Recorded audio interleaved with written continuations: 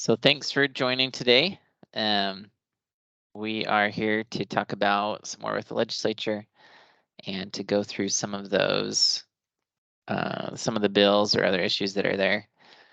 And one that we talked about a little bit last time, yesterday, was SB 200 related to psilocybin. I guess that's how it's said.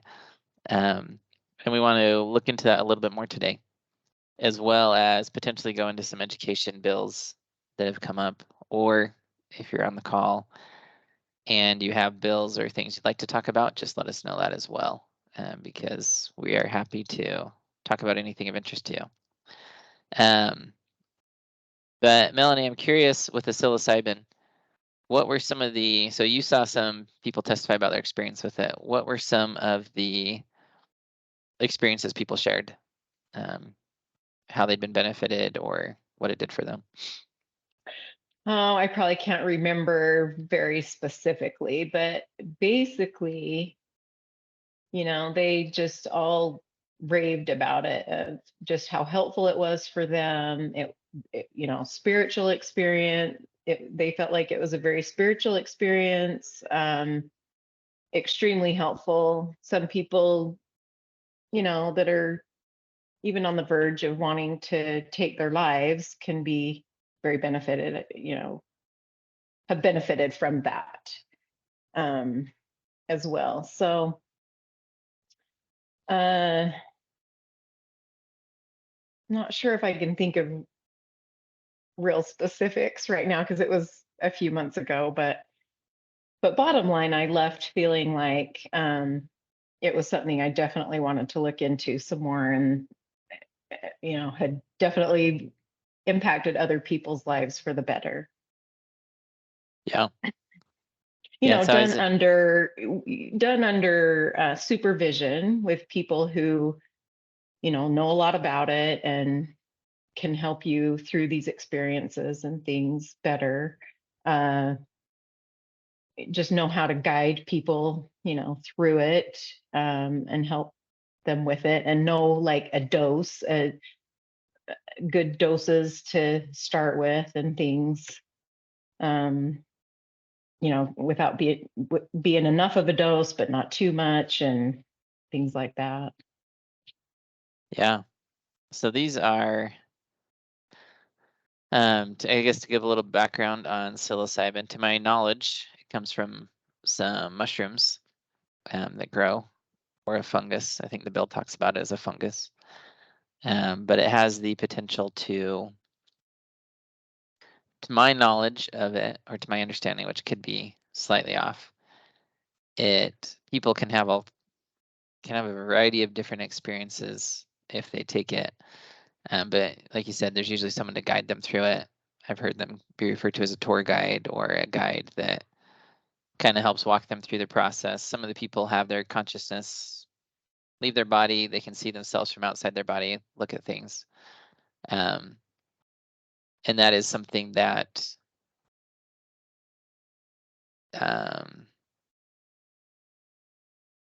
they say when they view themselves from the outside, they can see maybe different parts of where things are going wrong, or they can see worth in themselves, and like you say, they might have spiritual experiences, might have a number of different experiences with it. And yes, there certainly are people that talk about the impact it's had, how much it helped them. So it's certainly an interesting realm of places we're at in society, of saying, how do we balance things?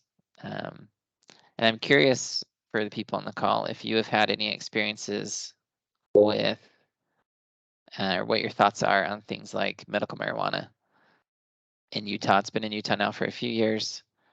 We see quite a few more billboards with it. Just curious if anyone has any experiences, good or bad, that have come from Utah legalizing medical marijuana.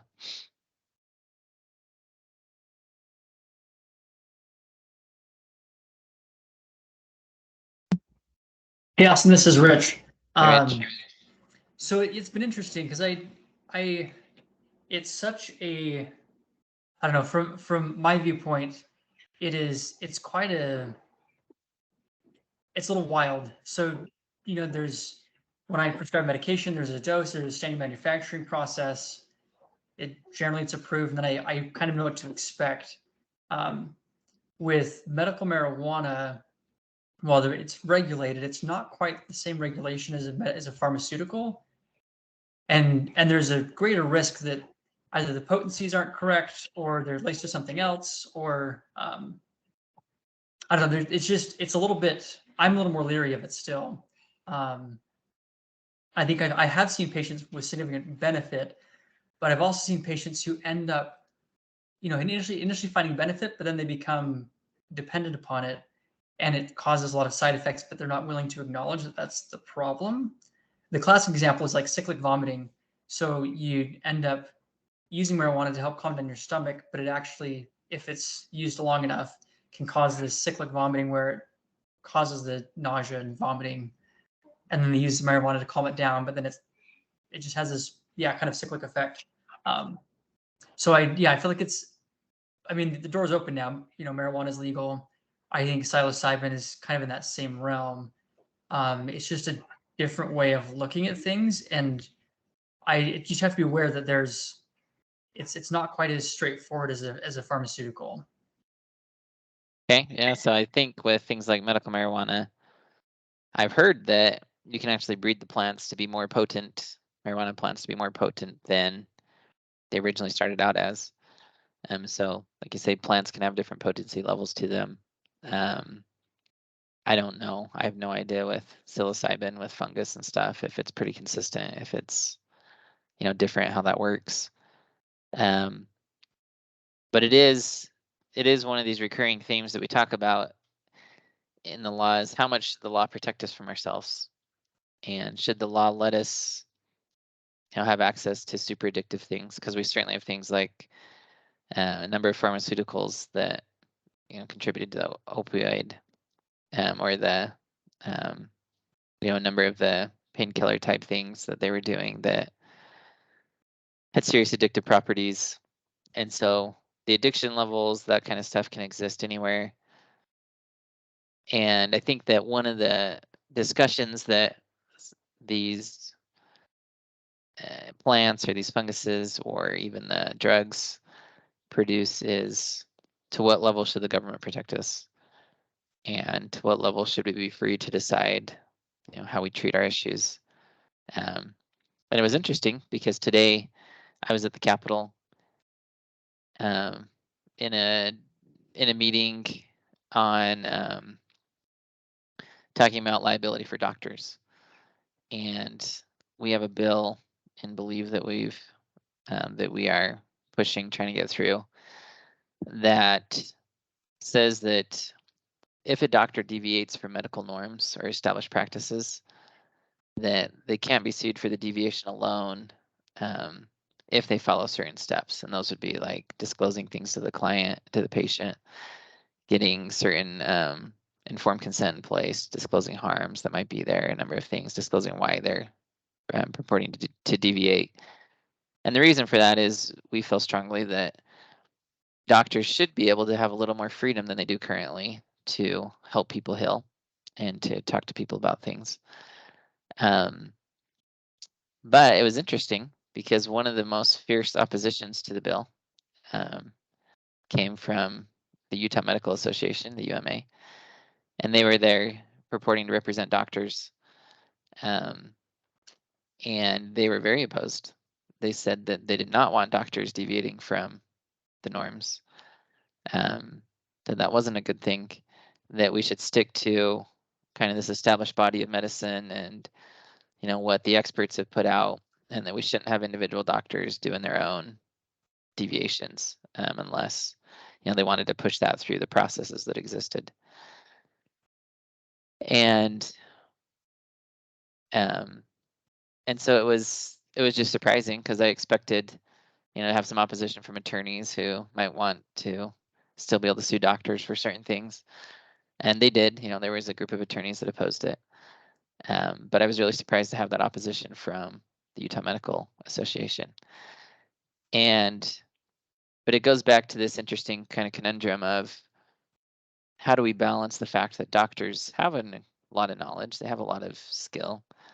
But in the same vein, people should have the freedom to say, I want to try something else. This isn't working for me, or I don't trust that. I want to try something else. And allow doctors and patients to be able to have those conversations and kind of work through those things. And so I think that things like SB 200 that talk about the potential for mushrooms or fungus to be used, like you say, it's one where if you don't have a trained person, there could be a lot of harm that comes to it. I personally feel it's appropriate for society to regulate drugs and really intense things like that. But finding that right balance is always a tough call. And so groups like Libertas have certainly supported medical marijuana, supported the psychedelic mushrooms, the psilocybin, because they feel it's too far. People need more choice. But you'll have to watch it. I just checked the status of SB 200.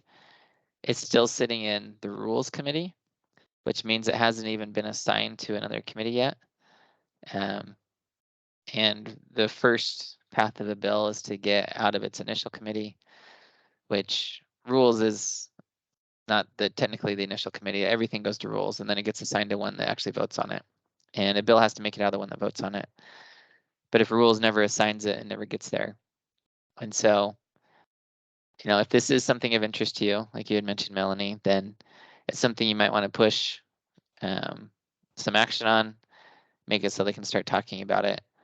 I think sometimes groups like Libertas don't expect it to pass the first time something comes in, but they would, it starts the conversation, it starts getting information out about it so that people can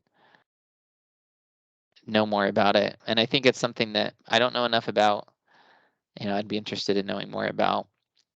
But just curious if any of you have thoughts on on where we at as a society. Do we properly balance the potential for risk versus harm with new drugs?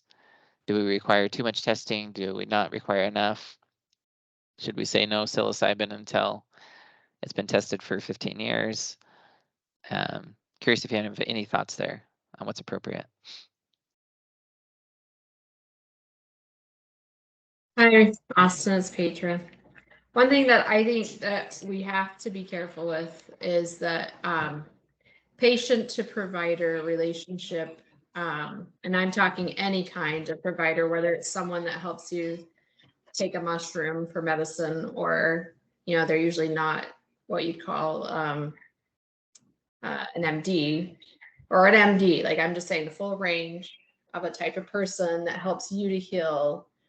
When you're seeking for healing, you're kind of desperate. And I think you always have to keep that in mind. I've seen and read, definitely seen a lot of people that have paid out their life's worth of savings, have tried all sorts of things that have ended up hurting them physically. They've had harm. And I think that we need to be able to try new things. I'm not against, and I don't think it's the government's responsibility to keep us from ever hurting ourselves, for sure. But I think always when we try to balance this, it's something to keep in mind that when we're seeking care, when we're wanting to feel better, we're often willing to try anything. And if someone tells us it's okay, it's gonna work, it's gonna be fine, we tend to believe that. We tend to go with it. And I think of just the really big classic one is pain medication and what that's done to people's lives, specifically opioids. And there were people that knew that this could really hurt people, but they didn't, do anything to stop or to try and warn people or anything like that. And there's a lot of people really hurting now because of that. And so I just think we have to be careful. That's just my one thought, is making sure that we're always keeping that in mind, that we want to make sure people get as much information. So one thing I liked in the bill you were talking about, where people, providers can offer things outside of standard care practice. I like that they tell the patient, here is something that's outside a norm. So the patient understands, I'm going to try something new. I'm going to try something that maybe isn't as tested. I'm going to do that. Though sadly, and this is why, again, I say we got to be careful with this, is that even things that are tested many, many times, supposedly run through studies, end up really hurting people. So it's not always, it's not a go-to that you can for sure say, oh, people have looked at this for 15 years, you're going to be fine. But anyways, just as much information as possible, I feel like should always be given when a provider's offering a service to someone. Yeah, and I appreciate those thoughts. The UMA, the Utah Medical Association, echoed some of those. They said, look, you're asking a patient to sign, an informed consent, sign a document that says they understand this. They said, but their position was a patient can never truly consent because they are desperate. And that state of desperation produces a state where they're always subject to manipulation by the provider. And I get that people get desperate, but I see that desperation in many aspects of life. I see people that take on payday loans out of desperation and they're paying back 30, 40, 50% interest or whatever it is. I've seen people sign up for loans where they were about to lose their home, so they're desperate, and they sign the home over to someone with a balloon payment that's due in 2 years, to get it back, and they have to pay twice the amount it's worth or something. And in Utah enforces those contracts when people sign out of desperation, because they said, well, you still had the option to say no. If it were truly egregious, you could have said no. But it is this level where it starts to feel very wrong because, yeah, you can sense that people are preying on the vulnerable. They're preying on insecurities and things. And so it is, I think, true that there can be times when someone can be so desperate that they'll try anything. But again, the question is, but should the law prevent that? Because if someone is truly that sick that they'll try anything to feel better, do we not want to give them more options and more knowledge as opposed to saying, nope, there's just one option for you. You take these drugs or you do this kind of thing. Because people do reach that place. It can become incredibly bad to have, an ongoing chronic condition that just drains you and destroys your quality of life. And like you say, people will put all kinds of money into things.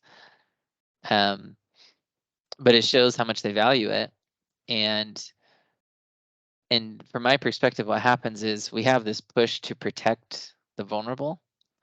And that push to protect the vulnerable makes it so that now doctors can't be as open about practicing medicine. It's no longer an art. It's just now left to the experts. You have to prove something out. And then, like you say, when you prove it out, well, shoot, we thought it was safe, but 30 years after the fact, we're realizing it's causing problems. I saw something, and I haven't looked at this, so Rich, I'd be interested if you know the answer to this, but I got a notification come across my thing that said, hey, if you've been, if you took Tylenol while pregnant, you could be part of a class action settlement because apparently they're claiming that Tylenol is now being linked to autism or something like that. And so I don't know if you've heard that, Rich, or if that's a real thing, or if it was just some random class action lawsuit I saw. Yeah, I'm not sure. I haven't looked at the data. I remember hearing something about it a while ago, but I haven't looked into it. Because I know that when we were pregnant with our first child, the doctor said, oh yeah, Tylenol is perfectly safe during pregnancy. People have used it for years.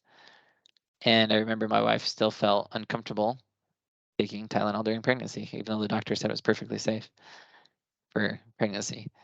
And so the way I see medicine in a sense is, I agree that doctors can prey on people. I think attorneys can, I think lenders can, I think all kinds of people can. And I think there's some place for the government to put some safeguards in there. But I think if we stop all harm, we also stop a lot of progress. because if you go talk to doctors and healthcare practitioners and others, there's some that have amazing concepts, things that they're doing with trusted people that are working very well, but they don't dare talk about it. They don't want to tell others about it because it's outside the norm. And I look at it and go, but who are we hurting more? Those that were desperate enough to give away their whole life for one thing, or all the people that can't get help because the doctor can't talk about it. And so that bill, that the other one we're talking about, is SB 171, and it's passed out of the Senate committee, but it's currently being worked on to see if we can get Utah Medical Association on board with it and DOPL on board with it. But these are things that. What's interesting. Go ahead. Oh, just for the UMA to say that a patient can't truly consent nullifies any consent that I've ever had a patient sign. Yeah, I was pretty surprised by the position that they took. If that's what they were really saying, that's really interesting. He openly said it. He said a patient can't truly consent. And I said, my response was just, well, I think that's very demeaning to an individual to say that they can't consent, even if they, are in a bad state. Because I've been in a state where I had a huge issue. I had dropped 2 heavy pieces of wood on my foot, and it had caused this massively raised bump that stuck straight up out of my foot. It looked like a finger coming out of my foot. It was rock solid. Wasn't a bone, super painful. The doctors looked at it and said, they took x-rays, nothing appeared wrong. It didn't show up on the x-ray. And they said, hey, we have no idea what to do. No idea what this is, never seen it before. And one of them finally goes, well, yeah, I have no idea what to do, but I can inject it with cortisone. And I said, well, what's that going to do? And he goes, I have no idea. He says, it's just what we try when we don't know what else to do. And I said, is there a chance it makes it worse? And he goes, yeah. And I said, well, I'm not interested then. And my foot was in a lot of pain. It wasn't chronic, it hadn't lasted for 20 years. Maybe if it'd been there for 20 years, I would have risked it and tried it. But I look at that and I think, no, like there were still things that I felt comfortable with or didn't feel comfortable with. I could still consent. I could still say no. And yeah, I think that practice really breaks down if someone can't consent. So I agree to your point, Petra, about a lot of the vulnerable and being preyed on and watching people throw away their life savings. And I'm not saying we shouldn't balance it, but it is just this interesting conundrum of, well, should the law let someone sign up for a 10% interest rate, but not a 15%? Or, at 30%, is that too desperate? And it's a very tough line to walk of when do we say it's extortion or preying on the vulnerable or whatnot. And usually you can't tell unless you see it repeatedly among people where they find those that, are in a certain state. But I think this is part of the discussion that society's having. I think it's something that the psilocybin, that the medical marijuana, these other issues are pushing. And I think that we have to kind of come to terms with this as a society, is to say, what do we let people experiment with? What do we ban? What do we open up under doctor supervision? Well, the other side of the conversation, though, is how much harm is this putting on someone else? So, like, for example, with opioids or with marijuana, like the instructions are you should not be operating heavy machinery or driving when under the influence of these substances. And so, whereas, taking a cholesterol lowering medication doesn't really harm anybody else, but there's potential that misusing medicinal mushrooms or marijuana or oxycodone can put other people in harm's way. And I think that needs to be part of the conversation. Say, okay, how is this impairing the individual? And what safeguards are in place? Do you only use like psilocybin with a guide?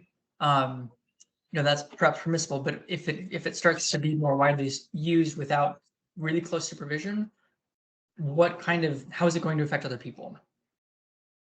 I think it's just another thing to consider as we make things legal or not. Yeah, and I think that's a very important thing to consider, is Can you still drive if you do this? Are you going to attack someone if you're on this? What's it going to do to your mental state?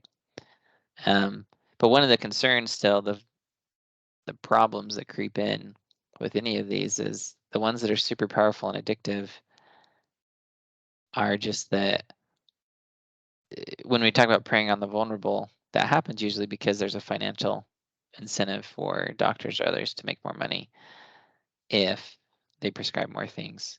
And it goes both ways. People get addicted, they want more, they push the doctors to prescribe more. But then there's a few who realize I can make a really good business being a prescriber, and they start to get really loose on what they're prescribing it for. So psilocybin, it's, oh, I felt a little sad today, so can I come in and take my trip? Or is it that you have to have had, chronic depression for 2 years kind of thing? And that's it. That's a very tough balance as well to strike. Sorry, Rich, did you have something there? Just to clarify, I mean, I don't necessarily make more money by prescribing more medications. Well, it depends on how you're billing. So if you open your own private practice, and there are people that open a private practice and they charge a patient, let's just say $300 for a visit, and the people know that they'll prescribe a medical marijuana card, they'll start getting tons of people that come in. It'll be $5, they'll charge $200 or then $400 or $500.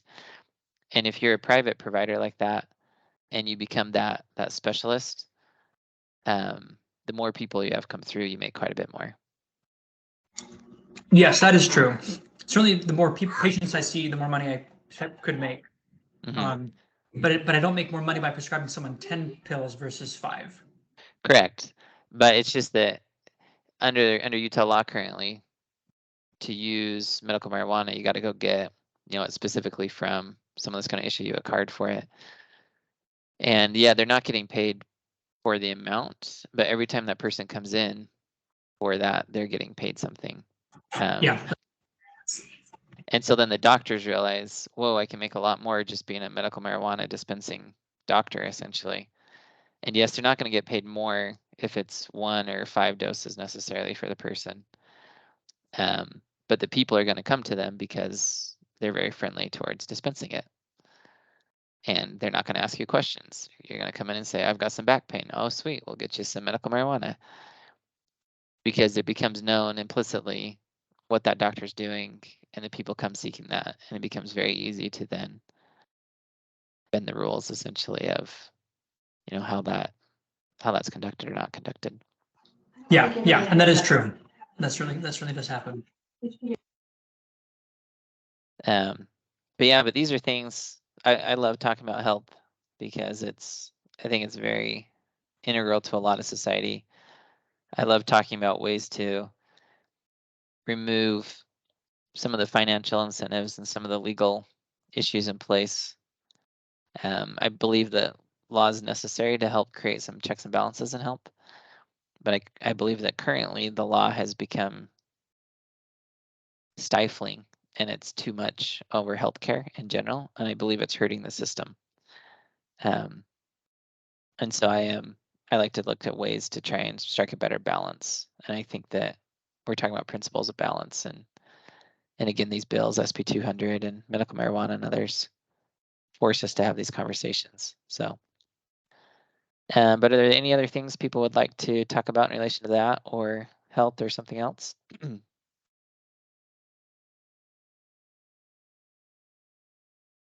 Okay, and again, if you want something, just Sorry, go ahead. just a question on the bill that you're talking about, freeing up doctors for doing things that aren't normal. I know in our society today, if the technology's there, like say the ultrasound machine, we had children before ultrasound and after ultrasound, and once the machine is available, the doctor has to use it, or else, he can be sued because he didn't use every means available to him to find out defects or things like that. Would this bill allow a doctor to say to a patient, we're not going to do any ultrasounds just because I don't want to spend the money on a machine, so your bill will be cheaper if you go through me, but just to know that we're not going to do the ultrasound. And then would he be free from being sued for not using the technology available to him? Is that the kind of things this bill that you're talking about would do? The bill as written wouldn't quite do that. It would be that, well, kind of. It would kind of allow for it. It wouldn't allow for it from the doctor just wanting to reduce costs, and then saying, don't sue me. But if the patient came in and said, look, I have this strong personal belief that ultrasound waves are bad for my baby and bad for my body. I don't want an ultrasound. A lot of doctors tell people, I'm not going to work with you then because I could be sued if something's wrong. So if the patient came in and said, hey, doctor, I have high concerns from a religious perspective or a moral perspective or something, I don't want the ultrasound. This would give the ability for the doctor to say, okay, here's, some of the risks of that. Here's, I guess, maybe a potential benefit, which would just be your religious views or moral views are protected. And then sign here to acknowledge that we're deviating from norms. So if that were patient initiated and based on those reasons, this bill would allow a patient to have some kind of flexibility or negotiating power with the doctor. Because right now, patients go in that there's a lot of people that go into a doctor that this is just a real life example of a doctor we've spoken with, or a practitioner we've spoken with, that she has patients come to her. And so one came that has gone to doctors, and the doctors say, well, you have this condition, you have to take this drug. It's the only drug for it. And the lady says, I can't do that. I tried it 10 years ago and it ruined me. It's taken me 10 years to recover from the side effects of that drug. And the doctors say, well, this is the only option. So if you don't want to take it, we can't work with you. And so she's just stuck without options because the doctors are concerned about deviating from the medical norms, which say this is the only drug for this issue. And so we want to allow situations for doctors to say, okay, you don't want to try the norm, or the norm hasn't worked for you, so let's try something else. And to talk about that, to have that signed where this client, the patient acknowledges, yep, I know this isn't standard medical practice. Yep, I know that there's either concerns or benefits, both have been disclosed to me. And the doctor's staying within their scope of practice. It doesn't allow the doctor to do anything that's against the law. So a big concern with the bill that people had was Utah was banning transgender surgeries. And they're saying, well, we don't want people to have this loophole to get around that. And the bill expressly says this doesn't let you do anything that's banned by law. But to take a patient like that and to be able to say, okay, you have these high concerns, you have these issues. Or, we have a practitioner that has a lot of people come in with fibromyalgia type symptoms, and they've been diagnosed with fibromyalgia, but the drugs haven't worked to help, and there's not a lot of great drugs, I don't think, for it. And this one helps people through it with, I don't remember what it is, some high dose of some vitamin. But a lot of these people they no longer have any symptoms or effects of it, taking a high dose of a vitamin. And there is some potential that high doses of vitamins can be harmful. There can be a side effect from that. But for those people, they felt that side effect was far superior to the debilitating effects of fibromyalgia. And so they take that. But the doctors, or the practitioners, afraid to tell people about that, afraid to talk to others about it. And it's just kind of this, you have to hear it from someone who heard it from someone, to come in and find this practitioner. And so the bill is really trying to allow, one, patients who have concerns or issues to be able to still get help from providers and give them what we call a safe harbor, a place, as long as they operate within that, they know that they're not going to be sued for deviating from the norm. And then two, to allow practitioners to be able to say, we actually believe that you have gifts of healing. That's why you became a practitioner, probably. And when someone comes to you and you have this intuition inside that says, do this, maybe there's a reason for it. And again, the Patriots point and things, don't just prey on people. Don't just have it be, oh, we've got a bunch of guinea pigs we're going to try this on. But have it be this discussion, this informed consent, this sign that says, hey, right here, you're deviating from norms. This isn't standard, but I think it can help you. Here's the reasons I think it can help you. Here's what you should know about, harms or other issues it may cause, and to expressly disclose if it has harmed anyone that you've ever worked with as a practitioner. And so it's attempting to strike a balance to say, let practitioners practice the art of medicine and trust that they have gifts of healing and that they have intuition that can tune into someone, and let people also have the same ability to say, not comfortable with it at all, not comfortable at all, don't want to do it, give me a second option. Because another practitioner we spoke to as an intern, she had a woman who had come in for, she had to have, I don't know if it was a stent placed or what it was, some kind of super routine heart procedure. So again, it could be completely off on what the procedure actually was, but it was very routine, and it went down through a vein in the neck or artery in the neck or whatever. I don't know all my terms, and went to the heart. It was a super routine procedure that people did all the time. And she came in once to get it done and felt so uncomfortable she canceled, didn't want to do it. But the doctor and her family kept pressuring her to do it. She came in a second time, still canceled because she was just didn't feel right to her. And she finally gave in to the pressure from the doctor and her family and came in for the procedure. When she did, there was something that happened where an artery was nicked and she bled out on the table and died in just a super quick matter of time. And this intern that had watched it happen, she just went, there are times when people know things. They just know that something's not right for them. And they don't have that voice or that intuition to, there's not respect for that. And so again, I think the bill is trying to do that. But if the basis is we just want to save costs and that's it, it doesn't quite fit the safe harbor in the bill, and the doctor could still have concerns if it were just a cost basis alone. I don't know if we'd get one through the legislature if it were allowing doctors to do cheaper services. They might get concerned about that and where that could lead. We'd have to experiment more with that. But that is a good question. Anything else on that? Points or things you want to discuss?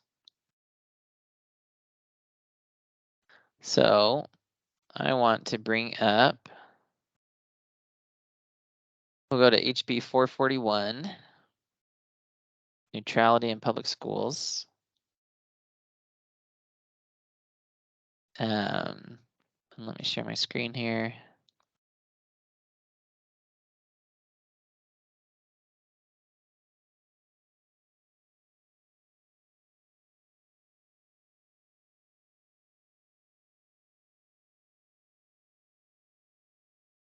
So we have a lot of contention right now in society over what should or shouldn't be taught in public school. And there's a couple of bills addressing school issues. I'm seeing if I have the other ones written down here.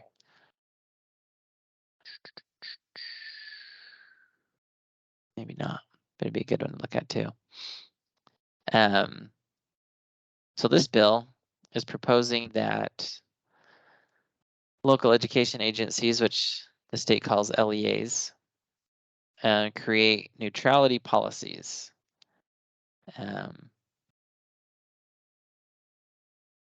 And they want schools to become a neutral place. And so the neutrality policy they want schools to adopt if this bill is passed would prohibit an LEA employee from engaging in the following. So they wouldn't be able to encourage a student to develop a prejudice on the basis of race, sex, sexual orientation, gender identity, national origin, political beliefs, or religious doctrine. The employee cannot advocate for or promote a controversial issue, and controversial issues is defined, so we'll look at that. They're not allowed to assert a personal belief as fact. I think that'd be very hard to follow, personally. to keep straight in our own minds what's fact or opinion is very hard. And then present facts they're not allowed to present facts in a biased manner. So again, I just think about trying to be a teacher and I think, wow, how would I be unbiased all the time? I think that'd be tough. But controversial issue means a topic that is socially unresolved. This is according to what they're attempting to address here. Socially unresolved, generates highly divergent and contentious opinions, or is not age appropriate. So it means that only one of those three factors has to be met because of the or in there. And so if the topic is socially unresolved, then you have to be neutral on it. If it generates highly divergent and contentious opinions, you have to be neutral on it, or if it's not age appropriate. So curious if, what your thoughts are on the intent of this bill, if schools should be a neutral place, kind of what schools should teach, and on whether you think the bill accomplishes its intended purpose in a good way or not. Well, following the letter of the bill, it would be impossible. That's kind of what I think looking at it. Like I'm not sure how I would do this. There's no way that I could ever present a fact not in a biased manner, either biased from the text that I'm reading or biased from my own view. But either way, there's a viewpoint. You can't follow this bill.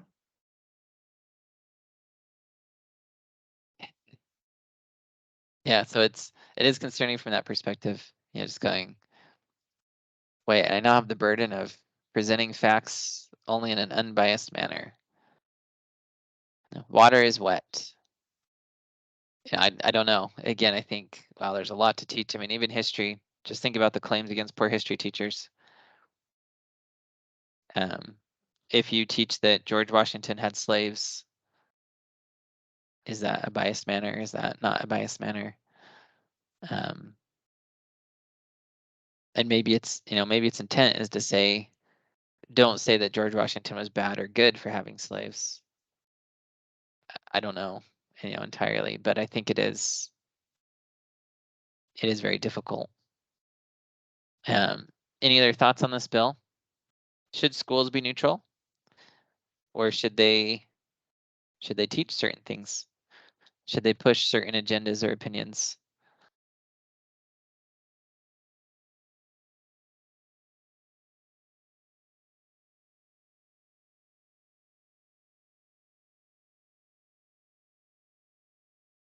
Any strong opinions on that among people on the call? It's interesting to me that we've done so much of this now. I mean, I've been out of school forever. But, when I went to math class, it was just about math, there wasn't, I don't know, there wasn't any social agenda in the math class, and I don't know what there is today, but when I went to English class, you learned the language of English. History was taught out of the books that we had. From what I understand, some of the history has changed since I was that age, but it's quite a conundrum, I think, to say, should we teach neutrality, or I mean, just teach facts? But we get facts from the material we're teaching from. And you have math facts, you have English facts, you have history facts from the books you're getting it from. When I studied chemistry, there were certain quote facts that they teach differently today.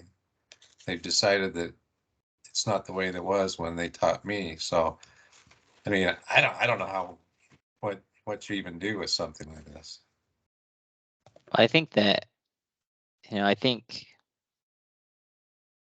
we often think back and don't assume that there was bias or things being taught or pushed. But if you look back at the literature of, let's say, school times, even if you go back to the 1800s, 1900s, all literature. So if you read a book for English class, all literature has a moral to the story.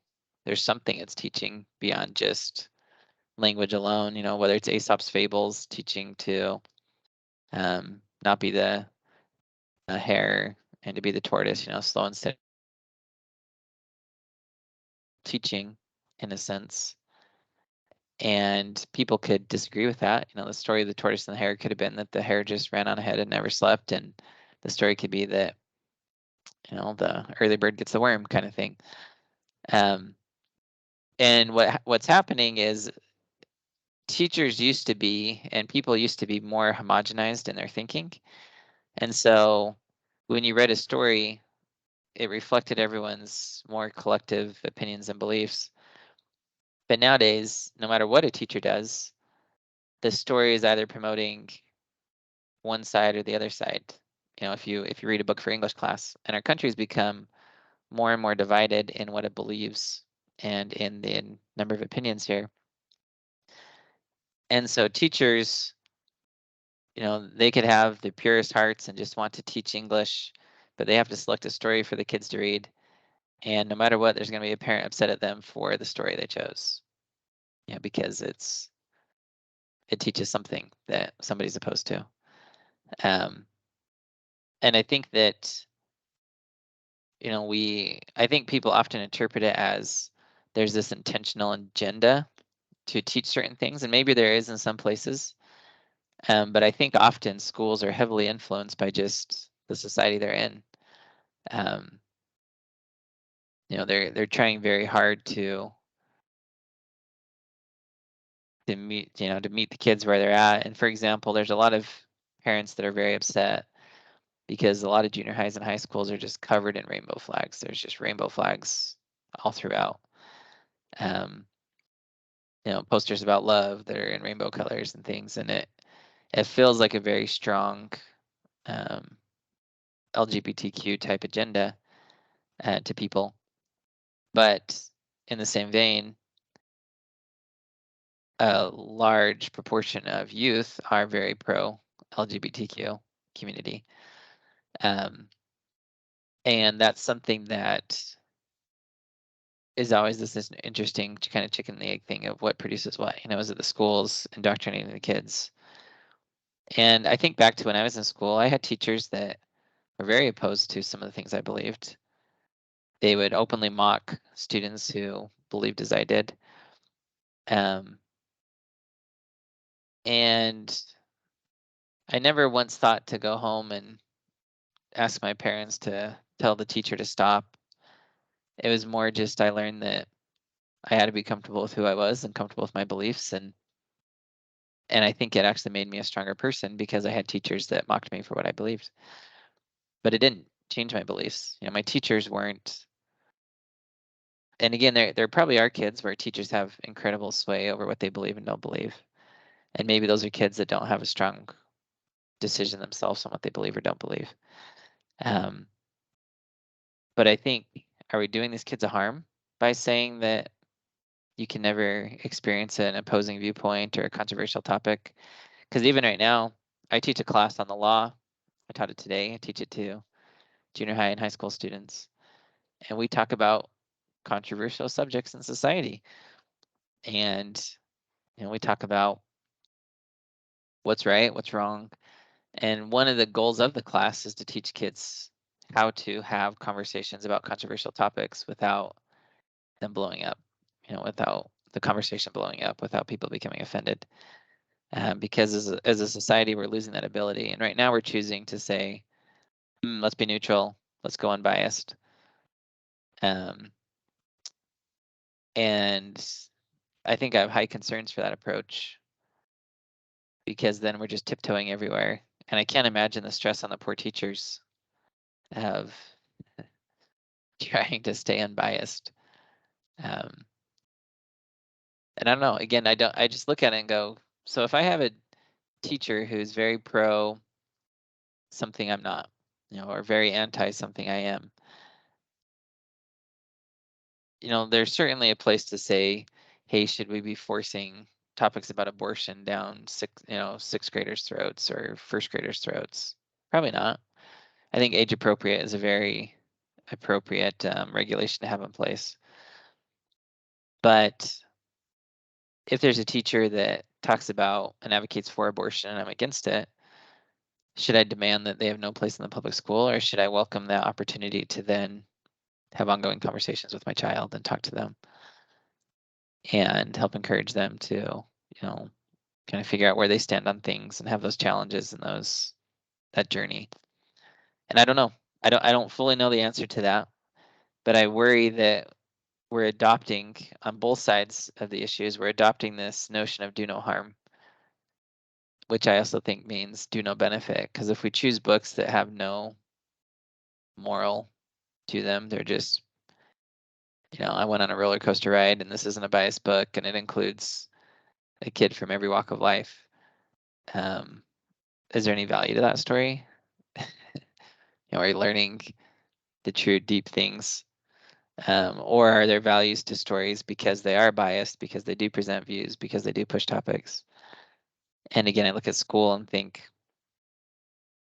what is it I want my child to learn out of school? Is it just facts? Do I want them to learn any coping skills in life? Do I want them to learn how to be stronger as a result of going to school? Or should it literally be 2 + 2 = 4? That's all I can talk to you about because anything else is biased. So anyways, sorry, I've talked for a minute about that, but any other thoughts that anyone has on that? Neutrality I in thought schools? George Orwell says that 2 + 2 = 5. Oh, it's possible. And maybe one day that's a fact. You know, I don't know. It's the new math. So I guess the question is, what was the impetus for this bill? Why? You know, what I'm seeing is, you know, if you go on social media, you see a lot of things brought up about teachers teaching something that a lot of people are upset with, blah, blah, blah. Mhm. And reality is, I believe that's very much in the minority, Mhm. that the majority of teachers are just want to be able to teach their subject and do what they need. And when they put forth a bill like this to tie every teacher's up to where they don't dare say anything, I think it's detrimental to the education system. Just because I think we're trying to fix a problem that is a very small percentage of the teachers, and they're trying to enforce it on everybody. Yeah, and I think I haven't spoken to this rep precisely on this bill, so I can't speak for him on what the impetus is, but on another bill that's very similar, I did speak to some people that were very interested in it and behind it. And the concern is very much there's two fronts of concern that this concern sits on both sides of the political spectrum. But we have people that want a very aggressive critical race theory taught in schools. You know, where we're taught that white people are privileged and they've created a bunch of issues for minorities and other people. And so CRT is a super hot topic right now in society. And there are some schools that want to adopt it. Math problems, for example, can have CRT laced type questions, where in the word questions they give scenarios that include, you know, messages from that or whatnot. And then the other super divisive issue that's taught often is LGBTQ, everyone being accepting and loving. And there are quite a few parents, quite a few students that are very opposed to feeling like they're just subject to indoctrination about having to accept everything related to the LGBTQ political agenda. And so schools have kind of become in the crosshairs because a lot of groups want to teach critical race theory in school. There are a lot of teachers that want to teach it. There's a lot of parents that don't want it there. They don't want their kids exposed to it, taught it. And the same with the LGBTQ. It's to say, you know, we're pushing concepts that are redefining family, redefining relationships, redefining a lot of things in society. And the bill sponsor, I think, in speaking to this, would say those don't have a place in school right now. Society needs to spend a lot of time figuring out where it stands on the LGBTQ and critical race theory before those are taught in school. But from a First Amendment perspective, it's very troublesome, freedom of speech perspective, just to pick one ideology and say you can't teach that in school. And so I think they're trying to approach it from the First Amendment perspective to say, well, let's just stay neutral. We're not going to talk about divisive issues, whether we agree with them or disagree with them. And so that's one that, so to me, those are the two main impetuses behind the bill, are critical race theory and LGBTQ, because that creeps into a lot of curriculum. A number of teachers want to teach that, and they've embraced that pretty quickly. But it's not a settled, certainly not settled in society about what we accept and if we accept it. So yeah, just a little background. But again, I think that to the sponsors are saying, look, it's got to just be neutral. It's the only solution right now because the Constitution doesn't let us specifically target things. And so we're just going to pass a general neutrality policy.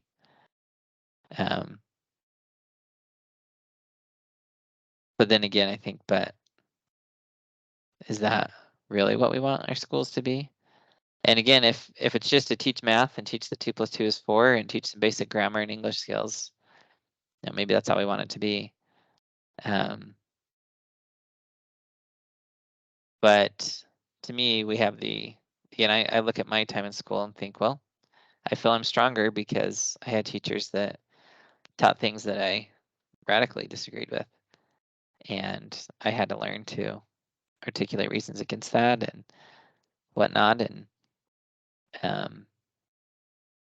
it wasn't necessarily fun all the time, but I do think it was valuable.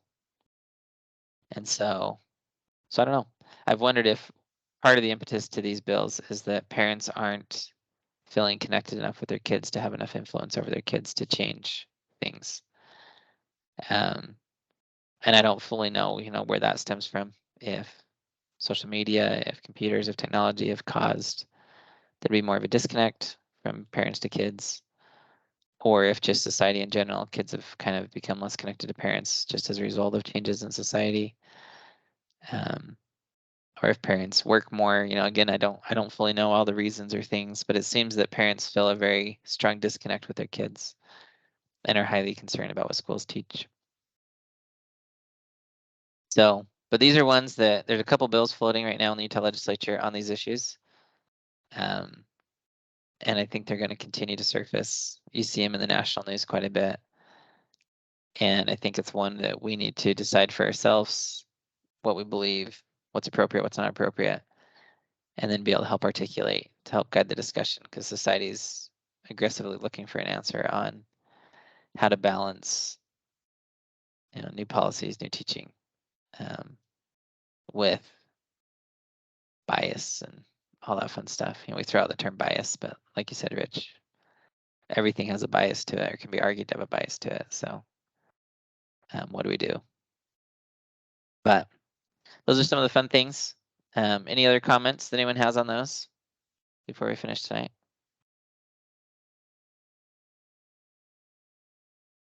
If not, certainly appreciate you joining.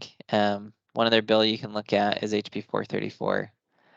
It's talking about school safety and bullying, and what schools, they need to come up with kind of a bullying policy and address that more. And this goes back to, again, part of this tough balance for teachers. We certainly don't want kids to be physically harmed, but what's happening right now is students aren't touching other students, but they're still causing them to commit suicide because they can get so brutally mean with text messages, social media posts, all kinds of things. And so we have this very tough balance that educators are trying to walk about what's just normal life, what's a kid expected to deal with versus, hey, this is crossing the line, you can't do that. And that's a very tough balance for the schools right now, is to say, how much do we protect a kid, how much do we not? because cyberbullying has become such a pervasive issue for children and teens. So I guess it's a call that as parents, we, stay connected with our kids, talk to them about the issues, talk to them about the things there. And then again, I think we should contribute to the ongoing discussion in society because people are looking for answers and we can help guide that. So, but thanks everyone for joining today, for your time for the discussion. Next week will be our last legislative discussion, next Tuesday and Wednesday, because the week after that, the legislature will be done. So, but we appreciate you tuning in, and we will connect again next week. If you have questions in the meantime, feel free to email. Thank you.